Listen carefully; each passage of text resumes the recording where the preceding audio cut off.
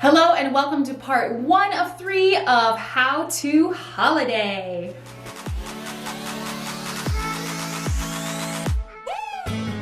So I want to talk a little bit about nutrition through the holidays because I know everybody gets stressed about those 5 to 10 pounds that studies show we gain from Halloween to New Year's. So I want to talk about how to navigate that and have a healthy, happy holiday where you can enjoy yourself, enjoy food, and also create beautiful memories.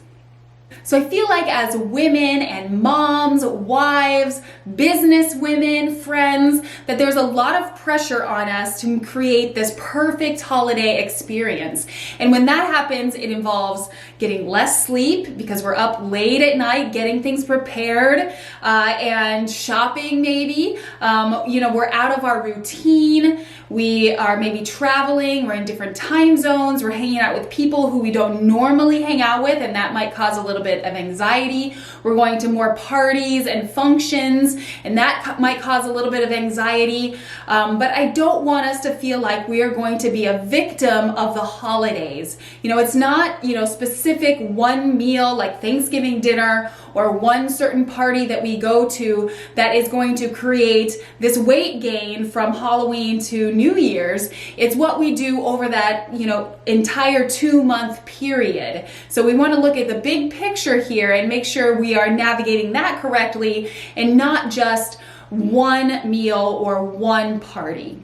So I want to focus on 3 areas over the course of this series to help you make the best of this holiday season. And the first one is that I want you to get real with your expectations of what is going to happen. So we all know that, the majority of people gain 5 to 10 pounds over the holidays. So maybe a great goal is not to try to lose weight over the holidays unless you're feeling really motivated and have, a really great plan that you are committed to. Maybe your goal is just to maintain. I would call that success if you maintain your weight over the holidays because you are not doing what the trend is, what the majority of people are doing, which is gaining weight. You are maintaining. And I think one of the biggest things that can help with that is to stop telling yourself that it's hard or that it can't happen. When you tell yourself that something is hard, your mind is going to want to prove yourself right. So if you tell yourself, eating over the holidays is hard or being healthy over the holidays is hard, your mind is going to find ways to support you. So you don't want to be working against yourself in this case. You want to be working for yourself. It's like the Tony Robbins example when he tells his audience, you've got 20 seconds or whatever his time frame is, 20 seconds to look for the brown. Find all the brown in the room. And you can pretend that the brown here is the hard. You're going to find a lot of brown. You're going to find a lot of hard here, resisting sweets, resisting drinks when you go to parties, resisting all the mashed potatoes and the stuffing and the indulgent, foods that they have at parties, even the crackers and cheese. All of those calories can add up. So when you're looking for the hard, you're going to find a lot of hard. But then at the end of the 20-second segment that Tony Robbins has his audience looking for the brown, he asked them, now what did you see that was red? Okay, and none of them could tell him anything that they saw that was red. The same thing applies here too. If you are constantly looking for the hard, you are going to find all the hard. You're going to find all the reasons why you can't be healthy during the holidays and why you can't fit in your workouts, why you can't, fit in your vegetables.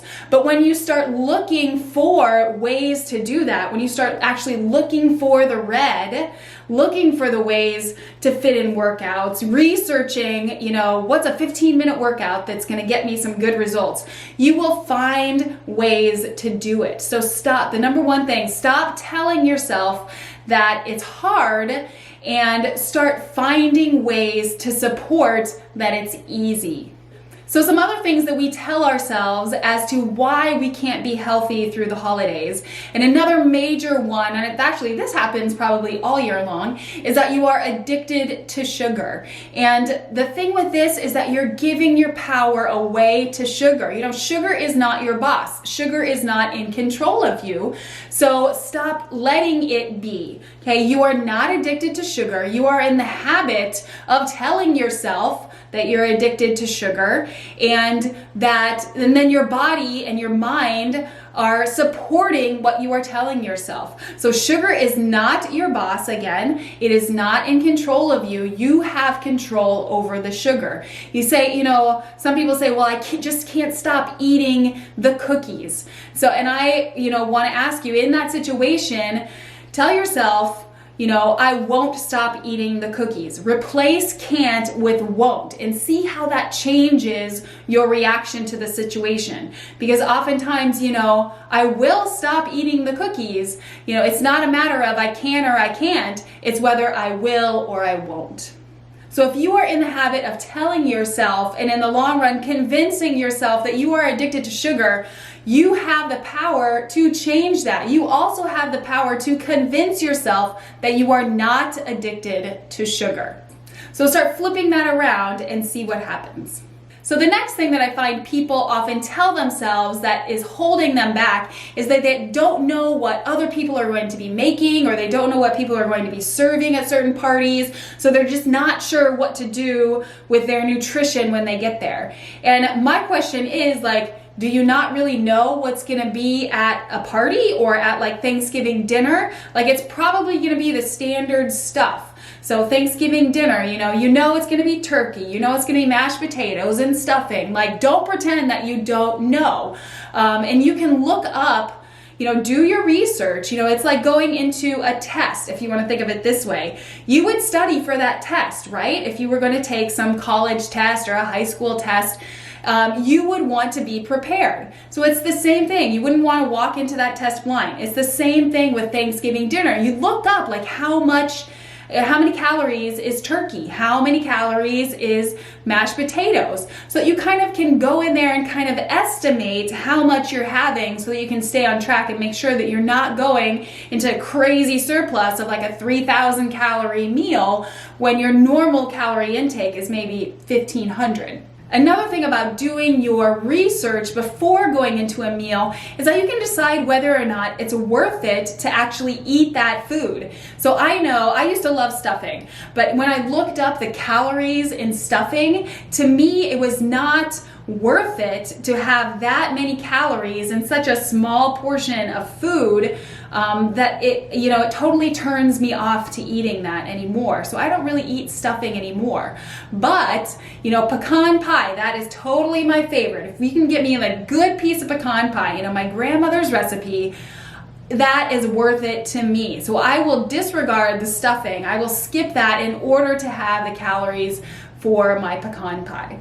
The last thing that often holds us back with holiday eating and holiday foods is that we think that we can't have this until the next holiday. So we've got to fill ourselves up for the whole year in this one meal for that food. And the truth is that even though that food is there and available, you don't have to gorge yourself on it. Taking second and thirds of that food is not really going to be that satisfying.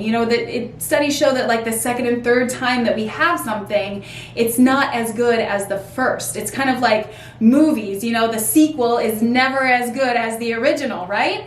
So, portion control, and remember that, gorging yourself is only going to make you feel horrible later on. And then, you'll have this love-hate relationship with that food. And so you're really tarnishing that love that you have for your food. I really love eating mashed potatoes, but they make me feel horrible. Because I eat way too much. I just can't control myself. Don't let that be the reason why you can't have them at all. So take a small portion, take one portion, and enjoy that portion. All right, guys, that is it for part 1. In part 2, I'm going to talk about how to set up your entire week when you have a party or a function so you don't feel deprived when you get to the party or function, as well as how to navigate the day of your function.